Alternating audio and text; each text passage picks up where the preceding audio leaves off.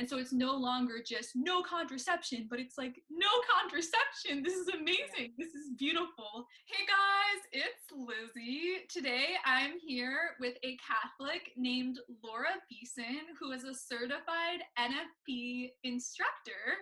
So I know so many of you have questions about Catholic sexual ethics, about how the church does not allow the use of birth control, what NFP is, how it works, why it's okay in the church. So we collaborated and came up with 11 questions that we're going to go over. Actually, not questions, 10 misconceptions or lies that people believe about NFP, including a lot of Catholics. So that's what we're going to go over in this video. Hey guys, it's Laura. So you are a Catholic. Did you grow up Catholic? Yes, cradle Catholic my whole life. Always had a good experience. Went to Catholic elementary school up until 8th grade. And probably in my high school years, I really started to awaken to the faith and what was happening around me. And then just lots of questions of why is this happening? Why do we believe these things? And so I would say really from those teenage years is when I started seeking the answers of just all different areas of Catholicism.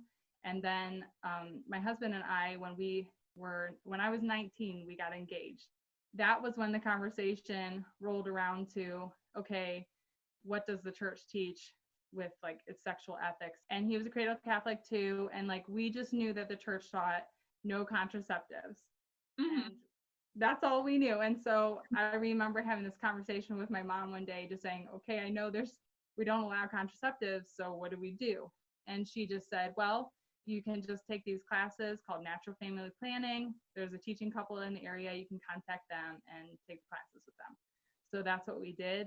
And it really helped open up to us like the teachings of the church. And I think for us, we were kind of irritated that it was the first time we were hearing about it in our life. And that was kind of the driving force when a few years down the road, after we had been married about 5 years, I said to my husband, I was like, I think that we should be teaching NFP because a lot of the people that you have teaching it, and this is not a bad thing, but they're older couples. And in our experience, the couples that we knew, and it's easy for the young Catholics to say, well, that's an older person thing or something for the older generation. And we were feeling called to say, no, this is still relevant. It's still good for our younger generation. And so that's what led us to start teaching. And so we've been teaching natural family planning for 8 years. Well, I love what you do. I'm sure you've helped so many people's marriages and helped so many people see the beauty in the Catholic sexual ethics teaching. So let's get into the 11 misconceptions that people believe about NFP. So number 1, NFP is the same as the rhythm method. Why is that a lie? One thing I always clarify is that the rhythm method is a part of natural family planning. So we shouldn't totally discredit it and throw it out the window. It is where we kind of started in the journey with learning how to use natural family planning. And it is something that like our great grandparents or grandparents probably were using. But most of the time when people are talking about natural family planning nowadays, we're talking about medically advanced scientific methods of natural family planning that, they have been developed for each woman to read her own bodily signs so that she knows her own biology and can know her fertility, because that's what's important in a couple's life, right? Not just the general information of most women's body. It's good to start out saying too, the Catholic Church does not own, natural family planning. Okay. There are other like secular areas of it. And so something you may hear of is FABM, which is fertility awareness-based methods. Those can be run by secular organizations, and a lot of those do allow and like recommend the use of barrier type of contraceptives. So condoms, probably other things like spermicides or diaphragms or something like that. But so when we talk about natural family planning, that's more of the Catholic term that's saying this is a set of fertility awareness methods that involves abstinence. Okay. So the FABM would be kind of like an umbrella term, and then natural family planning falls under that. And then under natural family planning, there's all other sort of methods. And so this includes the rhythm method that was like started, probably back in like the 1930s. And that was where basically they assume that every woman ovulates on the day 14 of her cycle. Okay, so there's like a set of rules or guidelines that people would use with that. The problem is that that's really a shorter, like it's a smaller percentage of women who ovulate on day 14. I mean, like I said, every woman's body is different. And so like for me, I usually ovulate on day 18. So I'd probably be pregnant a lot if I used calendar rhythm method. So, it's just like things like that to be aware of. But then the other methods that like now have developed are symptothermal methods, which is what I am a teacher of, and it's what I know the most of. So that's where I'm kind of coming from. Like today when I speak on natural family planning, this is kind of my area of expertise. But then there's mucus-based methods, temperature-based methods, and then ovulation methods. And then some of the names of organizations that you'll hear in Catholic circles or women talking about natural family planning would be the Couple to Couple League. That's who I teach with, and my husband. So we are a certified teaching couple together, and we're volunteers. And so we went through training with the Couple to Couple League. And so we teach as a couple to other couples so that people are learning together. There's Billings, there's Boston Crosscheck, Creighton, Family of the Americas, Marquette. And then, of course, there's going to be other names I've missed in there, smaller organizations or smaller groupings of people who have their own methods. And then also, this is also going to include people who just self-teach, like teach themselves by like getting books or learning information or even downloading apps. We are always going to recommend that a couple take a class if they are really concerned about postponing pregnancy and if they want that effectiveness rate to be able to like really feel more confident in it. But if some people aren't that worried about it, so that's fine too. But yeah, so I wanted to show, I don't know if this will show up very well on the screen. The dark gray one is the symptothermal method, NFP, compared to, the pill, male sterilization, Norplant, female sterilization, IUD, condoms, withdrawal, diaphragm. So it's very comparable. Wow. It's just like a tiny bit lower than the birth control pill. Right. And 99.2. And what the symptothermal method is effective, but this is just for the symptothermal method. I don't know the rates of the other ones. I know they're also good. There's something to be said for 98, 99% effectiveness rate. So a little bit just about the Couple to Couple League. Do you want me to talk about that? Can you talk about, so you said there's one type of NFP that you specialize in, and it's called, what is the name of it? Right, symptothermal method. And how does that work? What is it? Sure. Okay, so the Couple to Couple League teaches the symptothermal method, and that is where you're using the 3 bodily signs that a woman has. So you're taking your temperature in the mornings, you are monitoring your mucus throughout the day, and then an optional sign for women to use is their cervix. You use a chart. You can do it on pen and paper, or they have apps now where you can just put it in digitally, And so every day you just, at the end of the day, you kind of monitor, you put that data into your chart, and then you're able to get a good reading of like what's going on with your body and how your cycle is going. So that's what we teach. That's what we have always used. I don't think anything bad of the other methods. This is just what I know and what we've really been comfortable with and what we've been able to like stick with.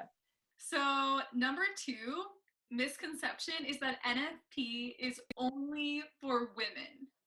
Okay, so for this, I would say if you were a single woman and you're interested in NFP, then sure, it would be for just you to know. And I would say, it's always good for a woman to know what's going on with her body, what's, like being able to have a good understanding of like, if something seems off, like it'll help give you information about yourself.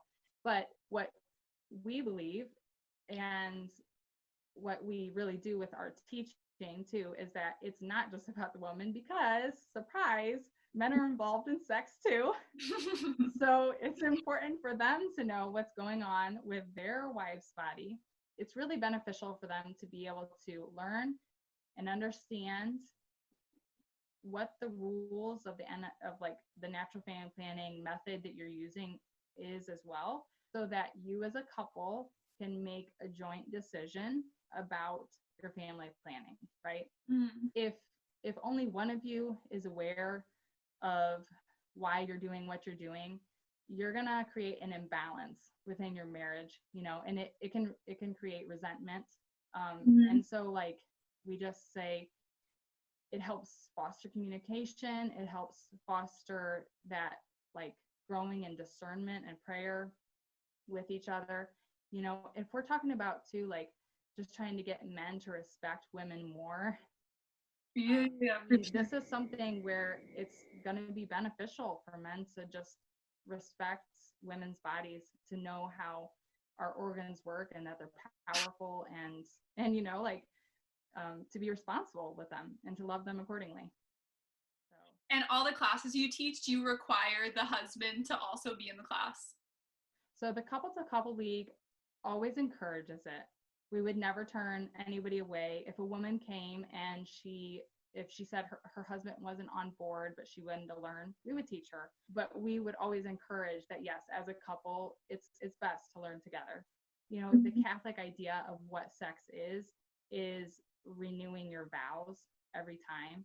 So it's most definitely not just a woman's responsibility, right?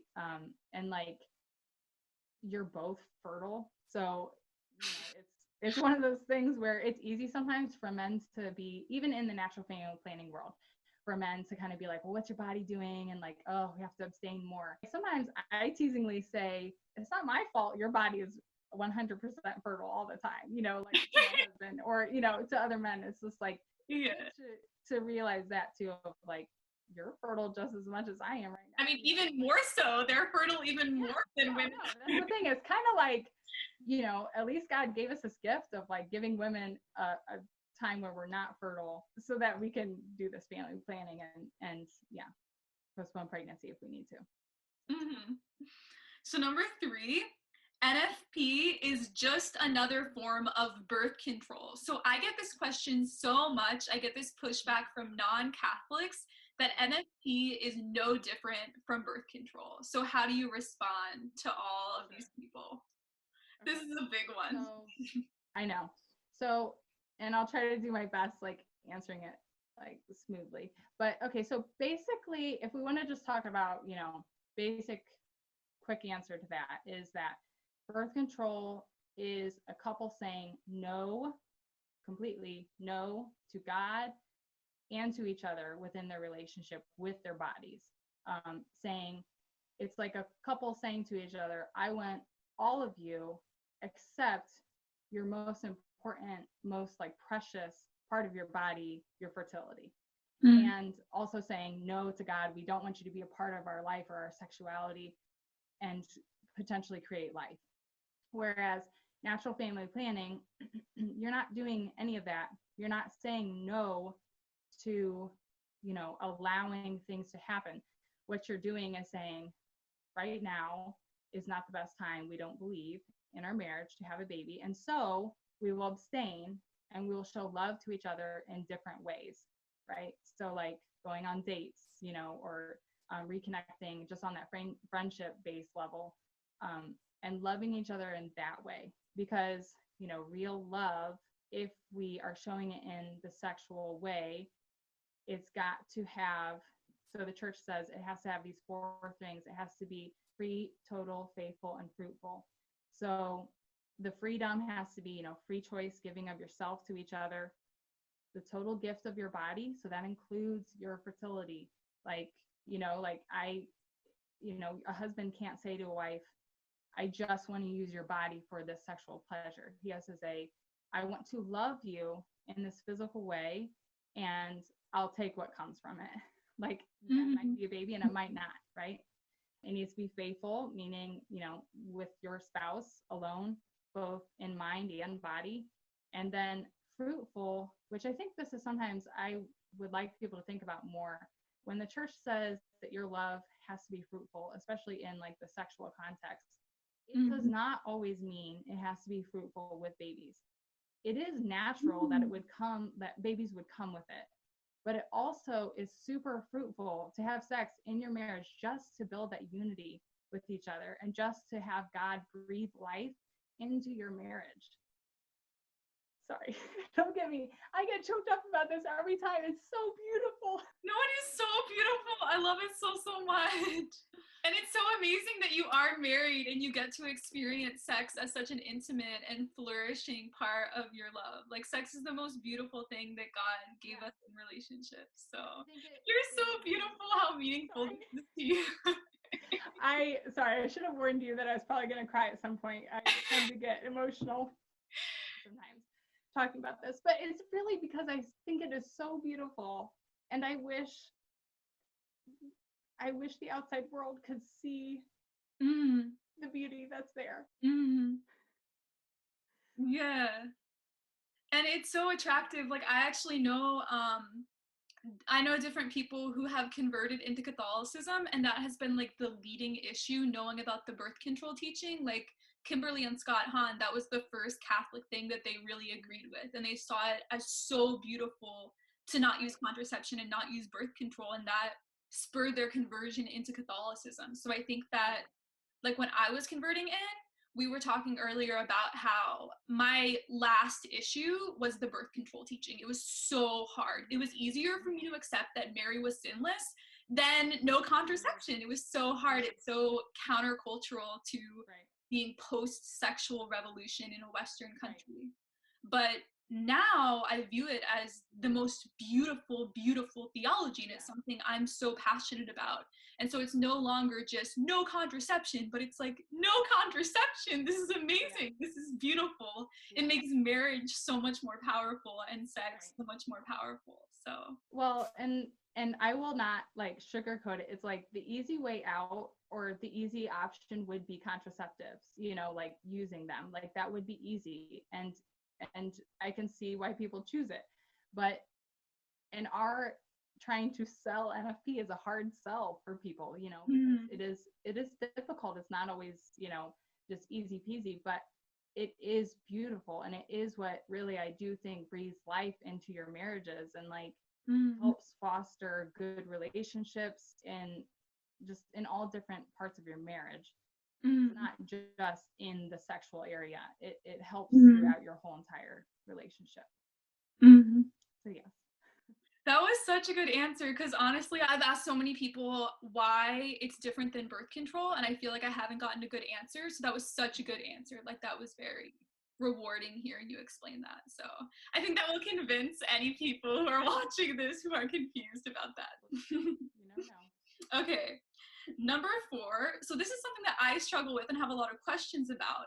So I've heard really conservative positions say that NFP is only allowed to be used in a life-threatening situation, like if a woman could die if she became pregnant, or like in the case of me, I'd have to go off my bipolar meds, which could be life-threatening. So life-threatening in a physical or mental illness, and then dire poverty. But you disagree with that. So what situations does the church allow you to use NFP in? Okay. So I would first start by just saying, how there's like rad trads who say like, oh, nothing but the Latin mass is really mass or whatever. It's the same in NFP where, there's always going to be some people who are extreme and they're totally to that side where they say you should never, use it unless of these, life-threatening situations or dire poverty. So that's not what the church teaches. And the church, with natural family planning, you are called, and this is part of what we teach with the Couple to Couple League. We actually have a section where we talk about responsible parenthood and that the church teaches responsible parenthood. That's what it teaches. It doesn't have this list saying, okay, couples, these are the check off things where if you meet these requirements, then you can wait and not have babies. No, the church says you are called to responsible parenthood. So you are called as a couple to discern in prayer and just, being aware of what's going on in your life, life circumstances, if you are called or not to have another baby or be open at least to another baby, right? Because that's something else we always need to remember is that like, just because we're open to life doesn't mean we automatically get it. Babies aren't a right. We get them as gifts from God. And so being open is great, but we don't know if it's going to happen or not all the time. And then like, even I was looking at some history stuff from natural family planning. I mean, it said even back in 1850, when there was these first like ideas of like, okay, we think women only ovulate. It was like, it was said something to the effect of like, we think only women can get pregnant when they are bleeding and then 12 days after. Okay. So they were saying, okay, couples, you can abstain this whole time. And then the rest of the time you would be able to be open to that. And even from that point, people were asking the church, is this licit for couples to do? Can they be postponing pregnancy and not having babies? And from the get-go, the church said, it's fine, leave them alone. If they are not preventing conception, it's okay, right? Because we are showing love to each other by not using their bodies when we necessarily want to, right? When we're fertile. There can be all sorts of reasons, but like, I mean, I guess the four big ones is just physical, psychological, economical, and social conditions. So those are the things you need to consider within your own marriage, with your own spouse, and wherever you live, like what the environment is like, something like for couples who lived in China during the one-child policy, that was a totally different social condition than what we have here in the United States, right? So like there's no one size fits all. Yeah. And each couple needs to discern that on their own. And trying to think if there was any other points. Can you say the four things one more time? Yes. So physical, psychological, economic, so like your personal finances, and then social conditions. So how your society views the norms and like if they are, and how they view non-conforming behaviors, right? So like, there's even people here in the United States where I live, I don't get persecuted because I have 5 kids, right? And even like just social persecution, right? Like I have people around me who also have larger families and like, it's okay. But I mean, there's some couples who live in areas where maybe their family doesn't support them having many kids. Maybe they have no one in their lives really that are supportive or helpful about them having a lot of kids. And so like, we have to realize that we don't know everybody's situation and we have to leave them up to God, that's between them and God. And again, I'm just always like, if a couple is using natural family planning because they want to be faithful to the church and their teaching, then like, let's back off a little and let them live their life, right? And then physical is if there's some kind of physical illness, like if the woman, it would be unhealthy for her to have another baby. Is that what that means? I mean, it could be dire, or it could just be like, I'm in physically just pain from my body being pregnant multiple times, and I just need to like regain strength in my muscles. And like, definitely. Okay, so after I had our baby number 4, because our kids are basically 2 years apart, our first 4. And after I had baby number 4, I said to my husband, I was like, okay, I'm ready for a breather. Like, I physically and mentally feel like I need to spend a little time just recuperating, right? And I didn't have any physical, dire, life-threatening illnesses, but I have the right to, if we're going to talk about women's choices and having the rights with their bodies, I have the right to like care for myself mentally and physically so that I can be a good mother to my 4 children that I have, so I can be a good wife and live my vocation well. You know, if we're and it's fine again if other people don't want to space children that way, or they don't think that's a good enough reason. That's okay, that's between them and God. But for me, between me and God and me and my husband, we were all fine, it was okay, you know. And so like we waited an extra almost year until I had another, like, so my 5th son is like almost 3 years from the younger one or whatever. So you know, it's just, yeah. I would say this too, is that NFP challenges couples to avoid that done mentality, right? Like I'm done having kids. And I really think that's freeing. Like when we had that 4th baby and I said, okay, I need a little bit of a breather, I never said I'm done. What I said was, I don't know. Right now, I don't feel the desire for another baby. I'm not saying I never will, but I don't right now. But with NFP, I don't have to like make a set decision, right? Like we can just take it a day at a time. And like honestly, I wasn't expecting it when God changed my heart and like made me open to a baby. And like I think, again, I just think that's the beautiful thing about natural family planning. There's not this pressure to make decisions or to not be thinking regularly about the decisions that can be made each month. So and then psychological, I know that could deal with psychological mental illness, but could it also be if you feel very emotionally strained, emotionally overwhelmed by all your children? Right. Absolutely. Yeah. So again, for me, I psychologically felt very kind of bogged down. And Of course. honestly, I mean, pregnancy just is hard psychologically as well. And like I always say it takes me about a year after childbirth until I start to feel more like myself again. And even that's just like mentally. And I don't, yeah, I mean, I don't know how to clarify it necessarily because like, yeah, there's not really a term to put. I didn't, as far as I know, I didn't have a mental illness or anything like that.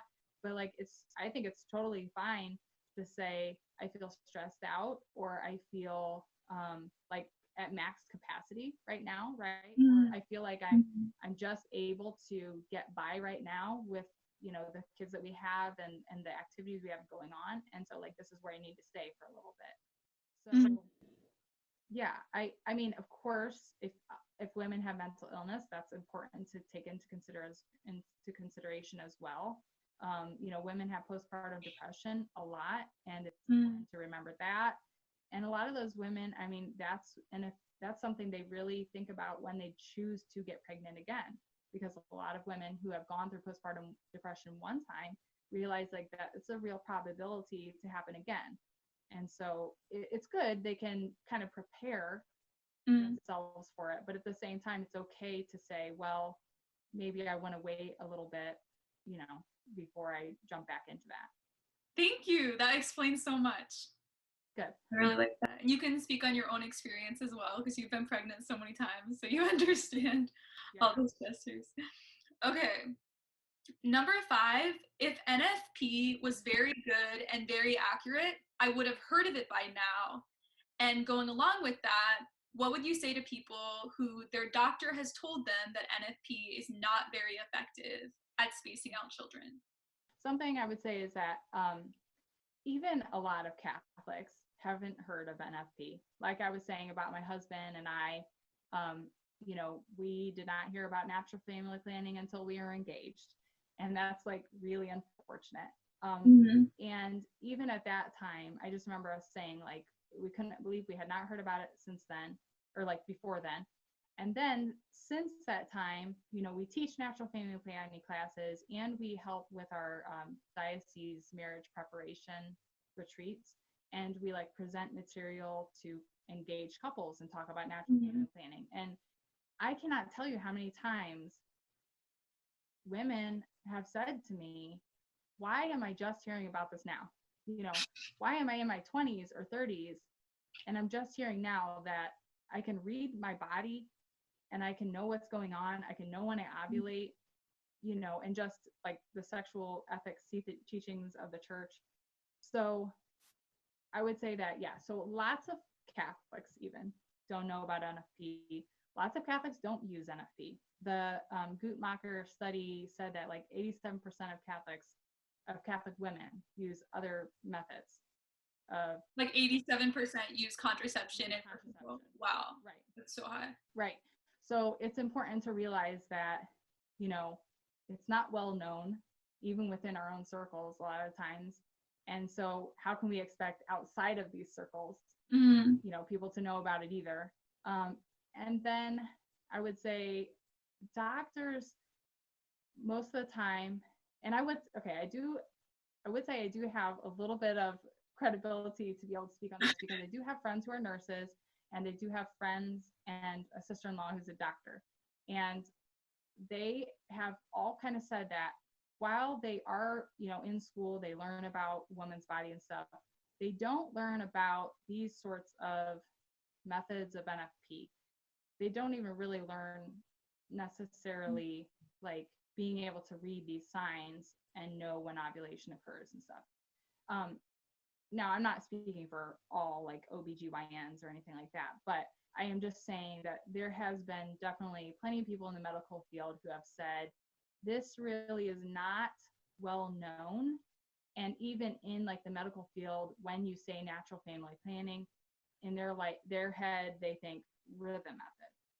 So, you know, that's why a lot of times they'll say, well, I'll see you back in, I don't know, 6 months when you're pregnant again or whatever. And then if we want to talk about like, I think this is where I thought we'd talk about a little bit like effectiveness rates. Yeah, for sure. So effectiveness rates, those are kind of hard to get really good clarity on, I feel like, some of the time in natural family planning, because we're such a small population of people using it. It's really hard for them to get really good studies.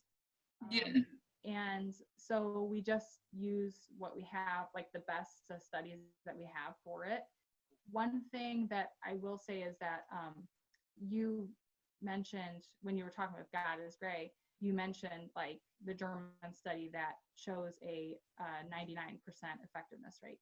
And that study is what we use with the couple to couple league when we teach, because that was for a symptothermal method. So the same one that you teach. It's a little different, but it's close enough that we say this is applicable to what we're teaching and the method that we use as well. But then there's always, you know, you always have to keep in mind too, is that effectiveness rates, there's two types. There's method effectiveness, perfect use method effectiveness, and then user effectiveness, right? And that goes for even like contraceptives. They have the same, you know, there's perfect use method effectiveness with contraceptives or user failure method effectiveness sort of rates too. So does that mean like user effectiveness is if a woman doesn't do a good job like tracking the temperature, but then method effectiveness is if you did it perfectly? Yes. Okay. Yes. So, and it would be the same, like, okay, so in natural or with our symptothermal method, yes, if a woman didn't track her temperature correctly or you know, fill it in or whatever, then yeah, that would maybe be a user error that could eventually result in a pregnancy. Just so people can understand in like a contraceptive way, if a woman's taking the pill and she doesn't end up taking it at the time that she's supposed to, or 6 a day or whatever, that would be another user. That makes sense. So even with birth control, there's like user effectiveness and method effectiveness. Yes. Okay. Right. And so, yeah, that's what I'm trying to say is that I'm even level trying to explain that, you know, there is method effectiveness and user effectiveness. And sometimes those can be a little tricky too, because like with natural family planning, we give you the tools, but we are not the NFP police, right? Like, it's not my job to make sure you're doing what you're supposed to do, right? Nor do I want it to be my job, right? So it is up to couples to do whatever they want. And if they aren't really that, I don't know, there's times where couples are just like, you know, I haven't charted my temperatures in a little bit, but I think this is probably, you know, what's going on.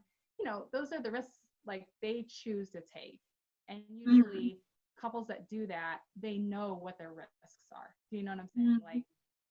So I don't know. There's all sorts of things to consider in that. But yeah, so I wanted to show, I don't know if this will show up very well on the screen. The dark gray one is the symptothermal method, NFP, compared to, the pill, male sterilization, Norplant, female sterilization, IUD, condoms, withdrawal, diaphragm.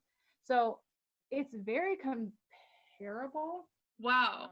It's just like a tiny bit lower than the birth control pill. Right. And 99.6. And what the symptothermal method is effective, but this is just for the symptothermal method. I don't know the rates of the other ones. I know they're also good. There's something to be said for 98, 99% effectiveness rate. Even, I think some of them, even like the user effectiveness, it only drops it by like 1% or something like that. Number 6, so this was actually something that Goddess Gray brought up in the video, that NFP is something that only people in rich countries have access to, or only people in Western countries, which is totally wrong, because I have subscribers all over the world in places like Brazil, Uganda, India, and they've told me that they are NFP instructors in those countries. So there is NFP in other countries, in poor countries, in non-Western countries. So it's not something that's just in the US or something that only rich women have access to. Right. But what is your response to this? Well, my first initial thought is like, well, the Missionaries of Charity, which was the organization that Mother Teresa, began in India, they themselves teach many of the Indian women there natural family planning. It's a different method than like what I use. It's like a mucus-based only method, so that would be a lot easier for them to use, because they're going to be able to observe their what's going on with their body, and then be able to use that data to like postpone pregnancy if they need to.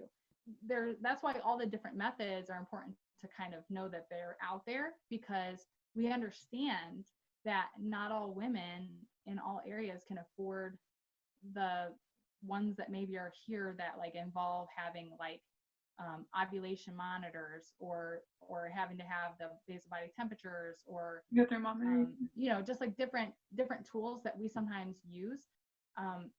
We realize that women won't have that everywhere. So like there is definitely efforts being made in poorer countries to give them NFP that is able to work for them. And if we want to talk about like empowering the poor and helping them, then let's educate them about their own bodies, right?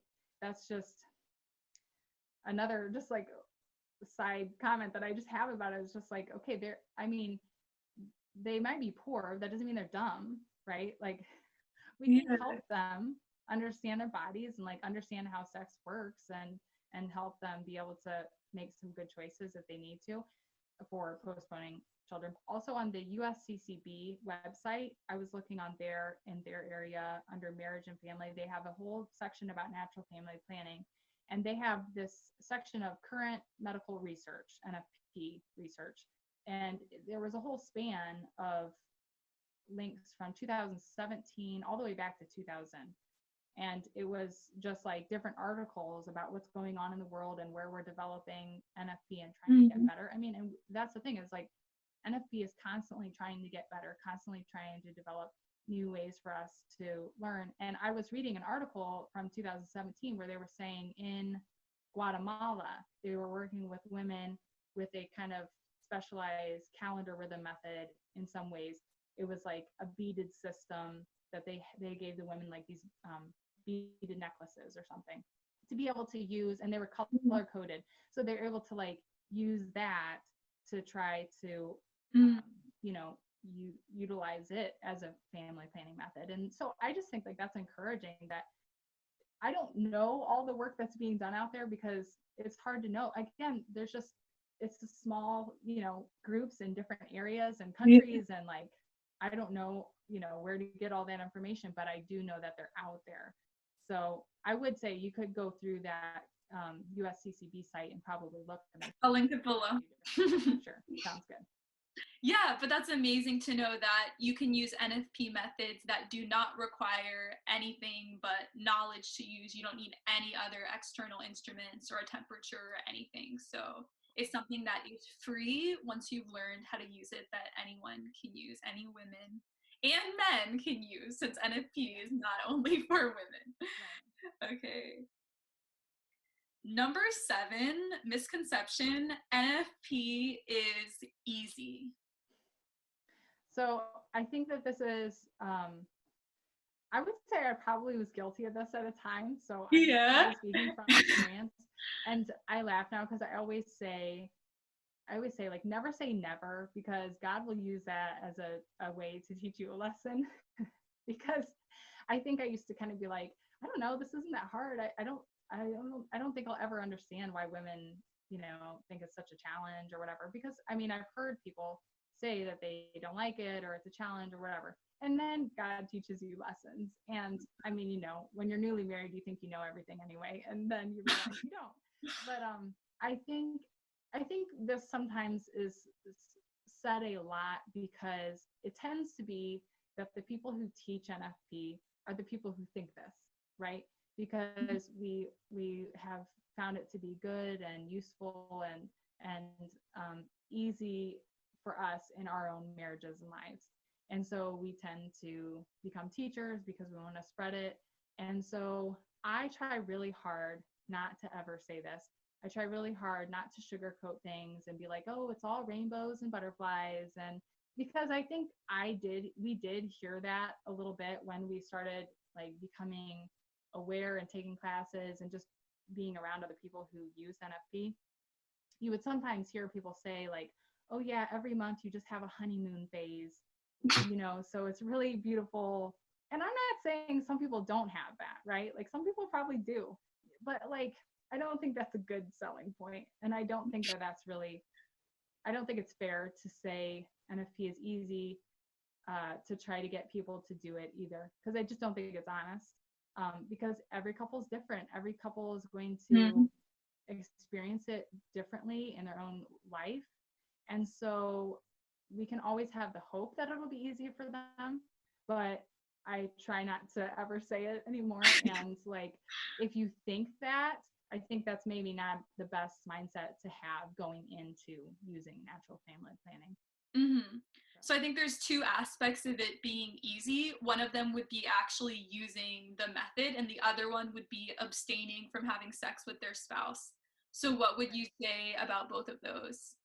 I mean, again, it's just so hard because like personality spectrums just, are so wide. And so Mm-hmm. for somebody to be really regimented and follow these guidelines of the method, there's some people who that's so easy for them. They are organized people. They love to have things like to check off their list to do these things, and then there's other people who that's such a struggle and challenge to have a regimented like routine of doing the same thing every day to, whatever. So I mean, I think there's just for the people who are really organized or data driven or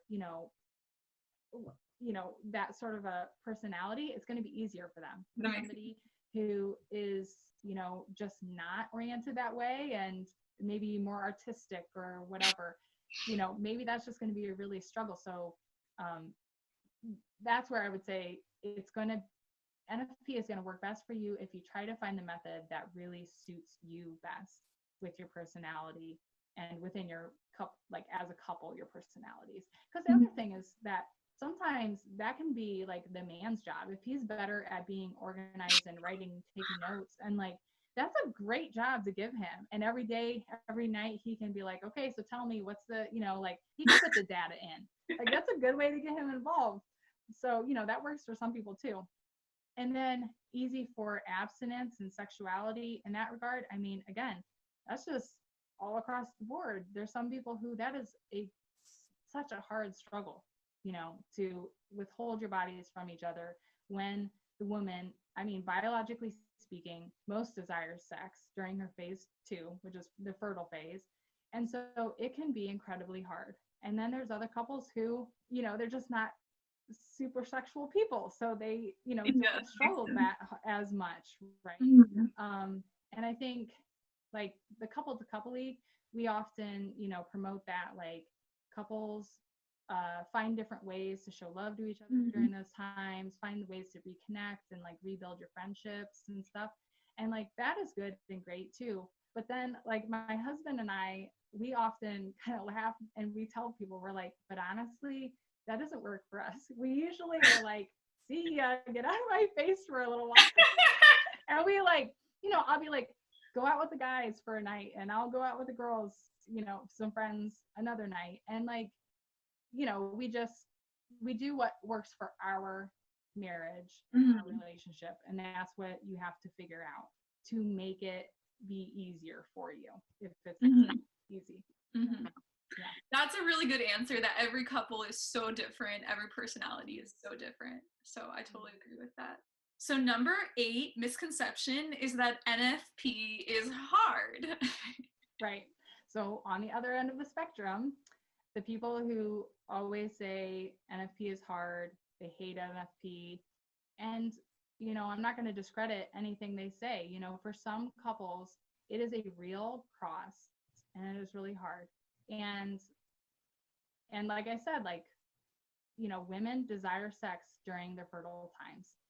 And so it can feel really crummy sometimes because you're just like, you know, darn it, you know, and the rest of the world is on birth control and having sex whenever they want.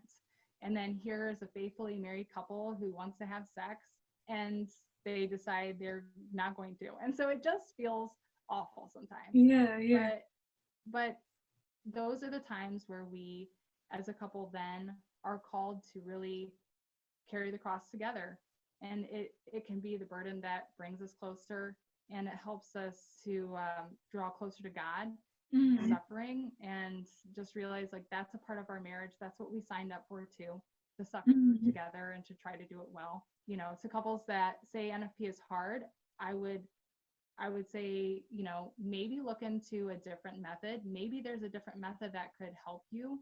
Because again, with the different methods, there's also different like conservativeness, or I don't know how to explain it too much without getting into like all the rule details within the methods, but it's just like, you know, maybe with a different method you could shave off a few days of abstinence. Okay. So yeah. Something to consider, I guess, at times. Yeah. So I think a lot of my viewers would be interested too with the method you use. How many days are there when you don't have sex? Like how many days are the abstinence days? So because it's each woman reading her own body, there's no set number of days. Interesting. Yeah. So the way our format is that, okay, so when I talk about a woman's cycle, first of all, I need to clarify a couple things. When I talk about a woman's cycle, we have this tendency to think, oh, cycle means the time she's bleeding. But when we, in medical terms, when you talk about a woman's cycle, that's from the first day of medical bleed, or of menstrual bleed, all the way through until the first day of her next menstrual bleed. Okay, so it might be a 28-day span, it might be like a 30-day span, it might be whatever's normal for that woman, it might be 32 days, just depends. And so you have to find out what's normal for your body, for what that span is, and then we help you discern phase 1, phase 2, phase 3. Phase 2 is your fertile time. And your phase 1, phase 3 are your infertile times. So there's rules within those phases where we say, okay, if you meet these, if your body is meeting these different guidelines, you can assume infertility from day 1 to day whatever, and it'll, the fill in the blank will be based on your body. Does that make sense? And the information we've gotten from it, from charting and stuff.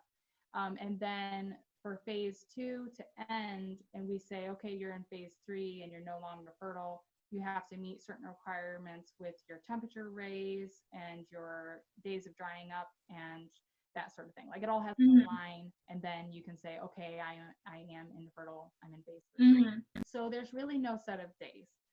There's just, what have you seen though with all the couples you've worked with? Like what is the minimum and what is the maximum of everyone you talk to about it? Well, it's hard to say too, because like the thing is that, okay, so like I even, okay, if I'm just going to think about myself, when we first got married, we were very conservative because we didn't trust ourselves and we didn't really know the method very well. I mean, we knew it, but a lot of times this is the case too. People don't trust the method very well either when you first get started. And that's what people tell you, right? We got married and my husband was in like just graduating college, and all of his college friends were like, oh geez, you're not going to use contraceptives? Boy, you guys are going to be pregnant right away. So it's just one of those things where everybody's telling you it's not going to work. You aren't sure it's going to work. And you're not sure if you trust yourself reading your own body and stuff. Mm-hmm. So there's this learning curve that goes in there. But yeah, so I mean, couples have a tendency to either, if they really want to postpone, they're going to be maybe a little bit more conservative and just like abstain a few more days. Because the thing is that, like, again, to abstain, I mean, if you're really concerned about postpartum pregnancy, you're just like, well, we'll just wait a couple days and then we'll really know. Mm-hmm. We'll really feel confident that like we've already ovulated, we're not going to get pregnant, that sort of thing. So, I mean, I remember when we were first married, like maybe having 2 weeks of abstinence. Okay. And like, I feel like that was us being really conservative. We probably really didn't need to, but like at that point in time, we were young and we needed to get more established. My husband was starting his business and everything. So we were hoping to not get pregnant right away. So like we were able to use it effectively. And that's what I will say too, is that our use of NFP has been 100% effective. I've never had a surprise pregnancy. I'm not saying I couldn't 100% have a surprise pregnancy, but I'm just saying, knowing what I know about our body, or my body and his body 100% fertile, it's like, it's going to be pretty hard for me not to know that I'm probably going to get pregnant if we like had sex during a certain time. You know what I'm saying? So I think over the years, as you get more comfortable and confident and know your body, it can be a more limited time. It could be like the 1 week span. It just depends on each woman and what her body. Okay. So about 1 week to 2 weeks. Right. That makes sense. I think a lot of people might wonder, like, can you only have sex for 1 week?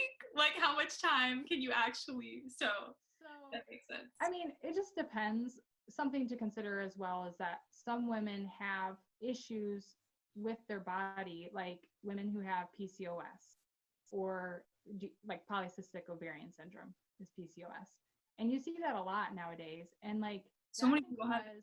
Yeah, it can cause irregularity and problems within your cycle. And so sometimes things like that could cause couples to need to abstain longer when they're first kind of figuring things out, or during like times of transition, like postpartum time, there's going to be longer periods of abstinence that might be required. So again, it's hard to say, because sometimes, and this is the thing, sometimes couples will be called to abstain for long periods of time if they feel that strongly about postponing a pregnancy. It's not always like the most happy message, that's why it's a hard sell. I don't know. But in 1 Corinthians, St. Paul says that couples should abstain from sex to take breaks to prayer, to focus on prayer. So it's literally biblical and it's in the Bible. And as someone, I've been with my boyfriend for 3 years. We don't have sex. We're completely celibate. And we have an amazing, flourishing relationship. We have so many ways to connect emotionally, intellectually, spending time together, our spiritual lives. 3 years without sex. So for me, when people are like, it would be horrible abstaining from sex for a week or for 2 weeks, I'm like, 3 years I've been abstaining from sex, and we're able to have a healthy relationship. So I know. Right. No, I understand that. I think that often too. But we do live in a time where many couples don't abstain before marriage. So, and they can come along and learn NFP too sometimes. And like, so it can be a whole new like world for them to learn. Yeah. And I will say this though, Lizzie, once you do start having sex, it is a little bit of a difference. Really? Okay. I mean, maybe it won't be for you guys, but I mean, like, I do think that once that switch has been flipped and once it's okay within your relationship and stuff, then Mhm. there is a struggle. But it Okay, doesn't that mean makes it's going to sense. be like a terrible, awful struggle. It just, yeah, I don't Interesting. know. Just depends. Because I've always thought, maybe I'm too prideful on this, but I've always thought it's gonna be so easy to do NFP for me. It'll be so easy to be celibate those days. But I don't know, you were talking about how every couple's different. And I know, like, amongst my friends who are also don't have sex in their dating relationship, it's really, really hard for a lot of couples. And for my boyfriend and I, it's not hard at all to be celibate. So I think for our personality types, it might just happen that it's easier for us. But And it may be that it's not really that hard. I would say for the most part, for me and my husband, it's really not that hard. But, you know, I don't know. You just never know until you have to experience it and go through it. yeah. Okay. Number 9 misconception is that you cannot get pregnant while breastfeeding. So you can get pregnant while breastfeeding. Yes. So what I would say is it's not entirely true. It's not entirely false. It all depends on the woman because, again, every woman's body is different. And so it really just depends. I usually, after I have a baby and I'm breastfeeding, I do not have fertility return for a very long time. So for me, I would not be able to get pregnant. But I do know women who breastfeed the same exact way, who have, after like 2 months after they gave birth to the baby, they ended up having cycles return. So it really is just that broad of a spectrum of that, like some women can breastfeed for 2 years and never have their fertility return until they're done breastfeeding. And then you have women who they're exclusively breastfeeding from the get-go and have their cycles return. So it really, for us in natural family planning, we always say you just have to read your own body signs. We actually have, in the couple to couple league, we have separate classes that are for your postpartum time and for perimenopausal time, because those are the times your body is going through changes. And so you have to learn, kind of relearn a little bit how to read those bodily signs.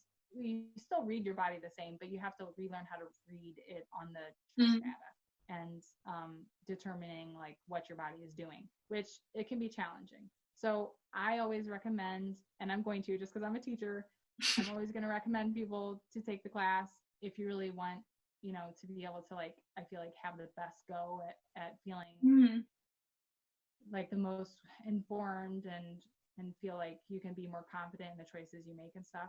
It just depends. With that one, it's just like some women, yes, they'll get pregnant right away, even if they're breastfeeding. Other women, no, they can't get pregnant until they're done breastfeeding.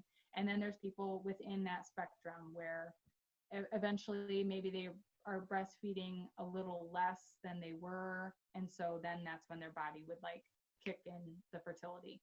But you don't really know until you do it. Yeah. So how do you know when your fertility is coming back? How do you know that your cycle's coming back? Because you'll be fertile before you have your first period again after you give birth. So how do you know when it's coming back? So we would say you read and monitor your mucus signs. Okay. Once mucus signs start to return, then you are monitoring those. You're going to be taking your temperature again if you want. I mean, again, this is within the syndrothermal method. And during times of seeing fertile signs, so meaning mucus, we would say you abstain during those times, or even bleeding, because breakthrough bleeding, that's what we would call it, can occur before you have an ovulation. But most women see bleeding and they say, okay, I'm having a menstruation. Not necessarily. You have to be able to have determined that you ovulated first. Sometimes you can just go like, you know, so long after pregnancy and you'll have a breakthrough bleeding because that lining of the uterus has built up so much, it just needs to come off. So even before but it would be a sign that your body is potentially going to be returning to fertile cycles. So even within that, we would say, okay, that would be a time where you're going to want to abstain and you're going to want to like wait so many days and yeah, so there's rules and stuff to be able to learn and to navigate those times.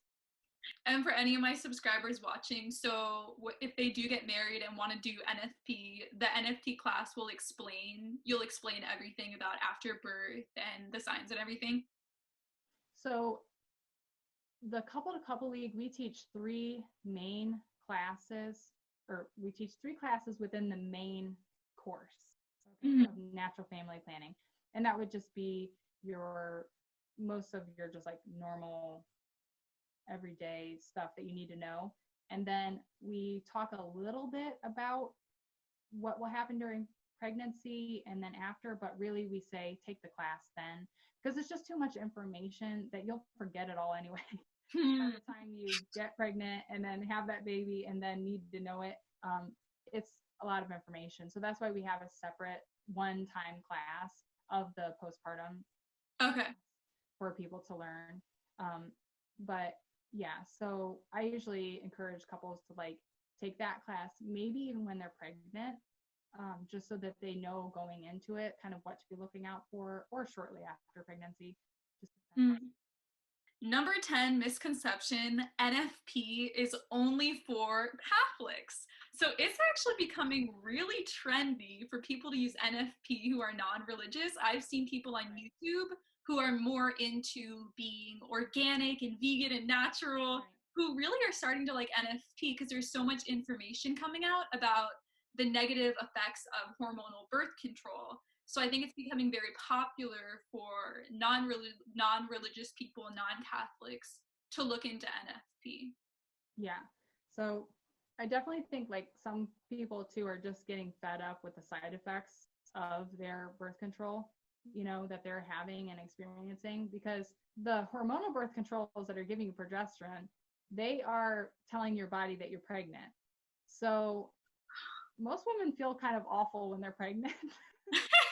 So like you feel kind of awful when you're on these birth control pills, you know what I'm saying? Like it's bogging down your normal functioning body and stuff. And like so I think like there's definitely like this awakening of people, even in the secular world, of like, this isn't fun and I want to look for different options. And like you said, yes, we're trying to go with the cleaner route and be green in our homes and stuff. And so it's like, I often think that like, if you want to be really green in your environment and the choices you make with all these different things, I hope you're not taking birth control pills too. Yeah. Or, whatever.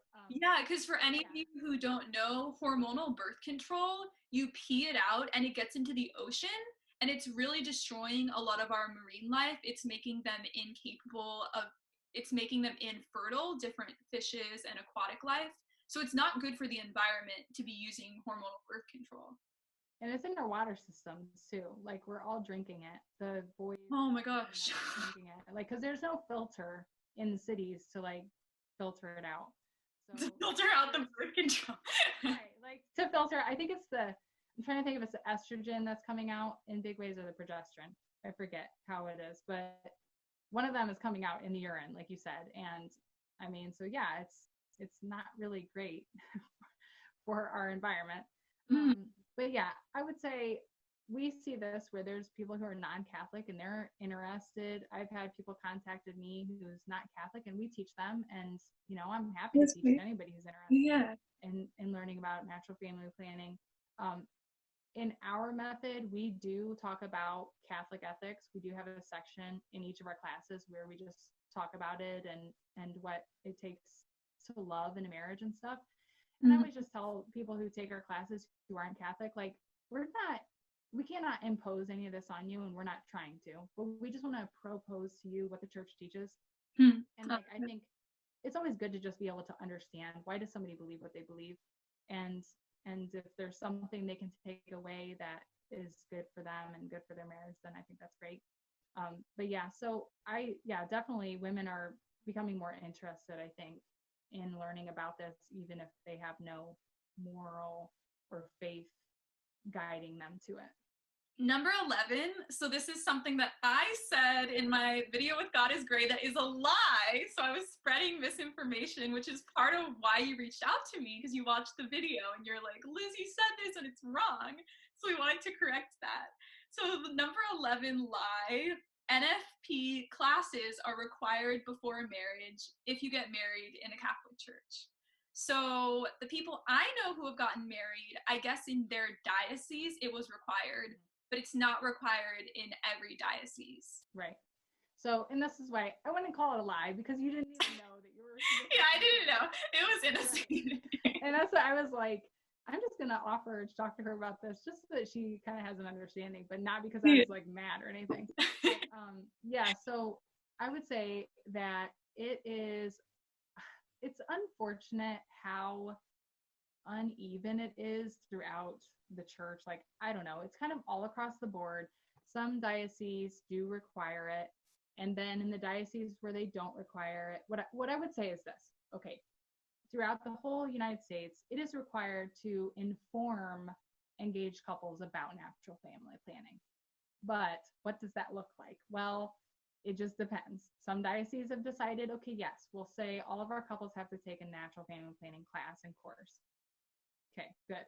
Other dioceses say, we'll just inform them, or we leave it up to the priest in particular parishes to make his own decision and decide. So like that's in our diocese. So we have some priests in our area who have decided, yes, all couples who I marry, I am going to require of them to take natural family planning courses. So you have that as well. And then there's just some who say, you know, go to this marriage retreat and they'll talk to you about natural family planning. And like, I think about back to when we were engaged, and the day that we went to like our engaged couples retreat. I mean, it was such a short conversation about natural family planning, and it was barely any information.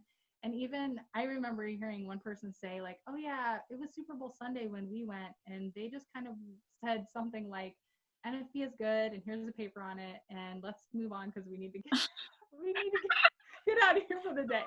So I'm just saying, sometimes this is barely nothing that people know or understand about natural family planning, and they totally brush it off. And then there's other times where, yes, it's required. So it just depends. We got involved with the marriage prep ministry that we do with the diocese because, again, we felt strongly about like helping couples learn early on what the church teaches, and for us to be like, look, we are the teaching couple. And not that everybody's going to love us, but we're just like, maybe it's a little bit easier to decide to go to a class that talks about sex with a couple that you've met, and you can put a face to them, and you know their personality a little bit, and they're not uptight, and like they can laugh about, you know, sex or whatever, right? And what it is to be in a marriage and all that. And so maybe it would make it less scary. And so that's what we try to do. But there's a lot of times, you know, we're there and it's the first time couples are hearing about it. They'll be looking at us like just so quizzically the whole time we're trying to talk to them. Because again, it's just like they sit there and they're like, why is this the first time I'm hearing about this? Like, how has this been a part of our faith this whole time? Mm-hmm. And I've never heard about it. Mm-hmm. So it just depends. But yeah, I mean, we have mixed feelings about whether it should be mandated or not. I think we fall on the side of we wish it was mandated, that yes, all couples were required to take it, because I'm just like, knowledge is power. You can always choose not to use it, right? But like, if you don't know, you don't know, you don't know. And that's part of why so many couples use contraception. If they knew how amazing NFP was and how it can postpone pregnancy very successfully, it does work. I mean, that chart that you showed where it's like right up there with all the forms of birth control. So couples literally just don't know that it's an option, and such a good option and a beautiful option. So right. I completely agree. If I was US CCB president, I would be like, let's mandate it in all our dioceses. Yeah. And I'm sure there's some countries where it is mandated. I mean, but I'm not sure. Yeah. Who knows? But yes, so it's I would love it if it was like that. Then it's hard too, because you do have couples that come and you can tell they're grumpy. They don't want to be there. But what I will say is that me and my husband, we just take the approach as like, then let's make this as painless as possible for them. And let's just pray that maybe God can work through us to plant some seeds. And it's not my job to make them love NFP or to choose it, right? But I want to tell them about it, and hopefully it'll help them. Maybe it'll help their marriage. So. Yeah, and you're such an engaging and fun person, so I'm sure you've inspired a lot of people to look into it more and to want to do NFP. So you're right what you said, where it's probably better if there's some younger couples as well who are talking about it, because then the young newlyweds can feel like they can relate to you as well. So and I do think that I've seen that, like in our area, we do have like new couples, younger couples still, like joining in and teaching and that. So that is good and great. So I hope that just continues. Yeah. Thank you for answering all these questions. I have learned so much just listening to you and asking you questions. So I'm sure so many of my subscribers as well. A lot of people are new Catholics or currently in RCIA or wanting to convert into Catholicism. So it's important to spread all this information. I have a couple books that I would like to recommend, but okay, cool. To show them, or do you want to just list them below? Or I'll for sure link them in the video description. Okay, so my first book recommendation, it's a really short book. It's called The Sinner's Guide to Natural Family Planning. The Sinner's Guide. Yes. It's by Simcha Fisher. It's fantastic.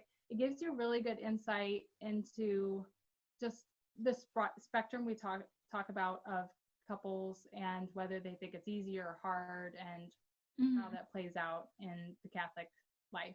One other book that is good is called Fertility, Cycles, and Nutrition by Marilyn Shannon. The Couple to Couple League sells this book and promotes it. It's really good for women who are dealing with like problems within their cycles or painful periods or all different sort of things. It has options for them. One small pamphlet, or like a book pamphlet, the Couple League also has on their site is called Shorter, Lighter, and Pain-Free Periods, also by Marilyn Shannon. So I haven't read that one, but it's on their site. I've heard about it a lot. And so like I would recommend that if somebody's dealing with that. Usually, younger teens have issues there. This book by Christopher West, Good News About Sex and Marriage. This book is fantastic. It's a Q&A format. So you can pick this up and just flip open and see a question and be like, yeah, I've always wondered about that. Like, what does the church really teach and stuff? It's great. Our diocese gives it out to all the engaged couples. I love it. It's fantastic. And then this last book is by Dr. Greg Popcak. It's called Holy Sex. The title is great. Mind-blowing, infallible loving. So this is also just a really great book that I think helps couples kind of talk with each other about sex and natural family planning. Okay, thank you for sharing all of those. So again, everything is linked below. Thank you for recommending so many books. I'm sure people will appreciate. People are always asking me for book recommendations. So thank you guys so much for watching. I love you so much, and I will see you in my next video. Bye!